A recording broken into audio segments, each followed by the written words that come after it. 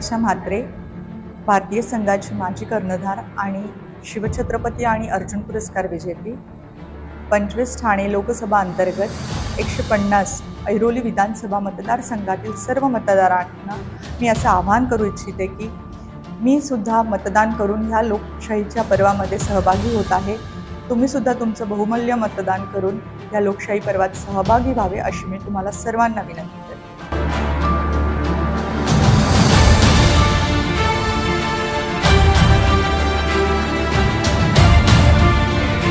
नमस्कार, मैं विभा सिंह, nodal officer sweep. मैं सबसे आह्वान करती हूँ 150 विधानसभा की तरफ से कि आप सभी आइए और अपना बहुमूल्य वोट डालिए। मैं स्वीप कार्यक्रम कर रही हूँ, जन जागृति का कार्यक्रम कर रही हूँ, तो मैं अब तक अगर नहीं पहुँच पाई तो भी आप आइए और अपना बहुमूल्य वोट डालकर देश को यशस्वी बनाइए। Thank you.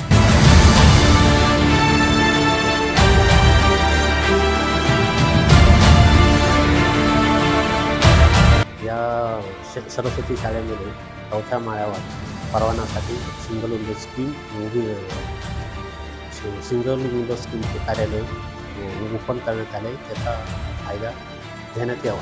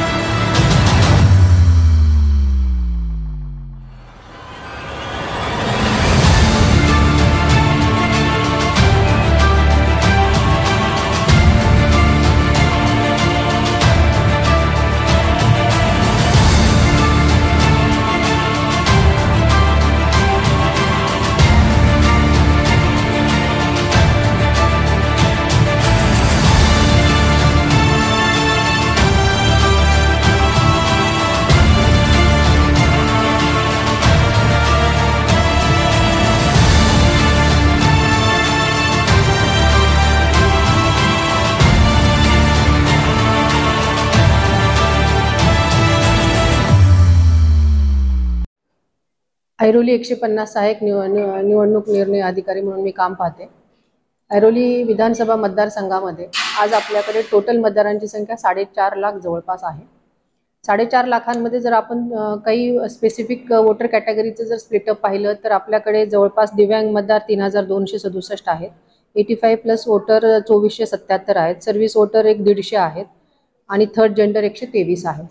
तर ह्या सगळ्यांनी डायरेक्टली मतदानामध्ये पार्टिसिपेट व्हावं आणि त्यांनी त्यांचा हक्क बजवावा यासाठी आपण बरेच प्रोग्राम स्वीप अंतर्गत घेतोय।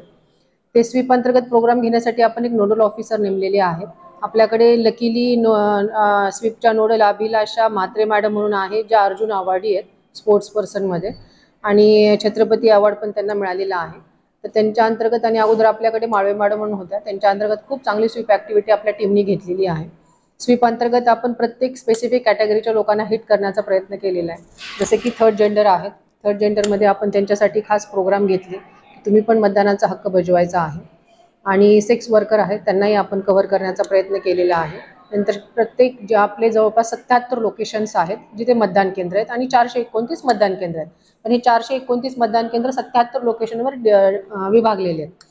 तर ते 77 लोकेशनचे आपण कॅम्पस ॲम्बेसेडर म्हणून प्रत्येक कॉलेजमधनं आपण विद्यार्थ्यांना अपॉइंट केलं, जे यंग वोटर्स आहेत। आणि त्या कॅम्पस ॲम्बेसेडरनी आजूबाजूची 2 किलोमीटरची कम्युनिटी एरिया जो आहे तो त्यांनी कव्हर करून तिथे घरोघर जाऊन लोकांना सांगायचं आहे की 5 वर्षानंतर राष्ट्रीय कर्तव्य येतं, नावने आपण ते बजवायचं आहे। प्लस त्या कॅम्पस ॲम्बेसेडरनी त्या शाळेतल्या विद्यार्थ्यांना घेऊन त्यांनी त्यांच्या आईवडिलांना पत्र लिहायचे की अगोदर तुम्ही नॅशनल कर्तव्य आणि मतदानाचा हक्क बजवा। त्यांनी त्यांच्या पाहुण्यांना सांगायचं आहे, शेजाऱ्यांना सांगायचं आहे, असं आपण विद्यार्थ्यांना जिम्मेदारी दिली आहे, लहान विद्यार्थ्यांना। आणि मग आपण विद्यार्थ्यांची रॅली काढतोय जेणेकरून विद्यार्थ्यांचं अपीलिंग चांगलं असतं। प्रत्येक बऱ्याच शाळांमधनं आपण जवळपास 1-1, 2-2 किलोमीटरच्या रॅली घेतलेल्या आहेत। त्याच्यामध्ये आपण मतदारांची जागृती करण्यासाठी 5 वर्षानंतर येणारं कर्तव्य अगोदर निभवायचं आणि टुरिझम नंतर, असं आपण लोकांना घोषणा केलेल्या आहेत। त्याच्या अनुषंगाने जरी नॅशनल ॲव्हरेजच्या कंपॅरिझनमध्ये ऐरोलीचं 2019चं मतदानाची टक्केवारी कमी होती, जवळपास 43% मतदान झालं होतं। त्याच्या अनुषंगाने आपण स्वीप घेण्याचा प्रयत्न केलेला आहे आणि ह्या वेळेस असं दिसतंय की चांगलीच मतदानाची टक्केवारी असेल। दुसरं आहे की आपल्याकडे सर्व्हिस वोटरचं प्रमाण जरी आता ऐरोलीमध्ये कमी आहे, सर्व्हिस वोटरसाठी पण आपण काही प्रोग्राम स्वीपचे घेतलेले आहेत, जसं थर्ड जेंडर आणि सेक्स वर्करसाठी आपण घेतलो. आणि सर्व्हिस वोटरचं मतदान हे ऑनलाईन होतं ETPBSच्या ॲपवरनं, ते पण आपण लोकांपर्यंत पोहोचवण्याचा प्रयत्न केलेला आहे.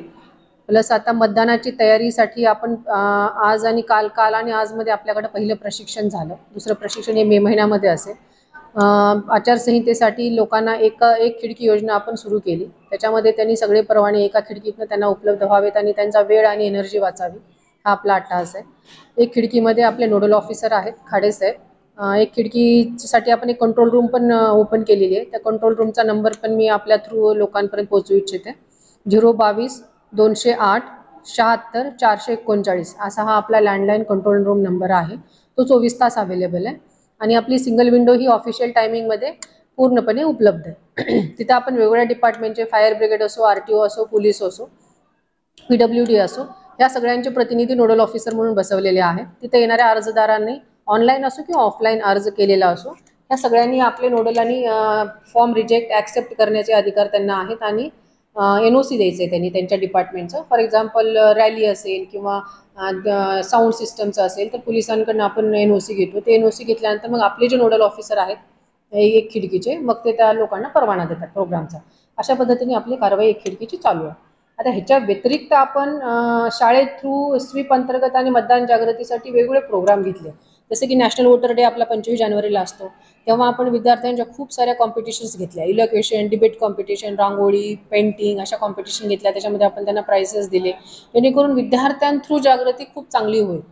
आणि ऐरोलीमध्ये थोडंसं फ्लोटिंग पॉप्युलेशन असल्या कारणाने आपण ह्यावेळेस मतदार यादीचं पण काम खूप चांगलं केलं आहे. जेणेकरून डबल दुबार जे होते वगैरे त्यांना विचारून त्यांचे पंचनामे करून जे योग्य आहे, ज्यांचे फोटो पुरावे आहेत, सगळं असं पाहून आपण मतदार यादी पण ह्यावेळेस बऱ्यापैकी क्लिअर केली. दिव्यांगांसाठी ECIचेच नॉर्म्स आहेत आणि ECIचेच डायरेक्शन्स आहेत की PWD वोटर ज्यांना आपण म्हणतो किंवा दिव्यांग वोटर आहेत, त्याच्यामध्ये 2 कॅटेगरी केलेले आहेत, दिव्यांग आणि 85+ जे ओल्ड एज आहेत. तर यांच्यासाठी ओल्ड एज आणि दिव्यांगांसाठी आपण मतदान केंद्रावर ॲश्युअर्ड मिनिमम फॅसिलिटीजमध्ये बऱ्याच गोष्टी ॲश्युअर करतोय. जसं की रॅम्प कंपल्सरी आहे प्रत्येक मतदान केंद्रावर. त्या पद्धतीने आपण आपल्या 429 मतदान केंद्रावर रॅम्प कंपल्सरी केलेला आहे. व्हीलचेअर, ज्या दिव्यांगांना व्हीलचेअरची गरज आहे किंवा जे 85+ आहेत आणि जे physically mentally problematic medical problem असेल त्यांना पण आपण व्हीलचेअर आणि सोबती देणार आहोत.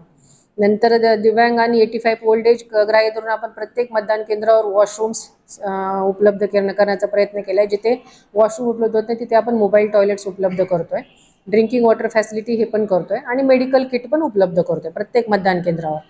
अशा बऱ्याच ह्या सुविधा आपण दिव्यांग आणि ओल्ड एजना ग्राह्य धरूनच केलेल्या आहेत. प्लस दिव्यांग आणि 85+ साठी आपली सेपरेट ह्यावेळेस अशी तरतूद आहे की ज्यांना मतदान केंद्रावर पोहोचून मतदान करता येणार नाही अशांना मतदान आपण त्यांच्या घरी जाऊन घेणार आहोत. तर अशांचे आपण 12D जे फॉर्म आहेत ते आपण भरून घेतोय आणि बरेच फॉर्म प्राप्तही झालेले आहेत.